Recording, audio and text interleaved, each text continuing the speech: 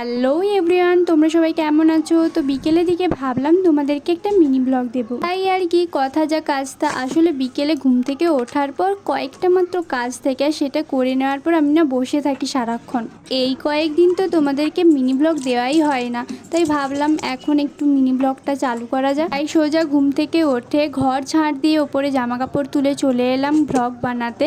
আর এখন বানাচ্ছি আমি লেবু শরবত। কি ভাবছো, এটা রেসিপির জন্য? না না, এটার কোনো রেসিপির ভিডিওর জন্য নয়, এটা আমি খাবো তাই বানাচ্ছি। কারণ যা গরম পড়েছে, এই কিছুক্ষণ আগে আমি স্নান করে বেরিয়ে এলাম, আর যা গরম পড়েছে তোমরা তো সকলেই জানো। স্নান করার কিছুক্ষণের পর আবার ঘাম ঝরতে শুরু করে দেয়। যাই হোক, তারপর গেলাম ছাদে, আর ছাদে এই সন্ধ্যা মালতী চারা গাছটা আমি লাগিয়েছিলাম, সেটাই একটু দেখভাল করছিলাম। আর এই দেখো, এত গরম পড়েছে যে আমার ফুল গাছগুলোর অবস্থা কি হয়েছে দেখো। যাই হোক, তো চলো আজকের ভিডিও এই পর্যন্ত, টাটা।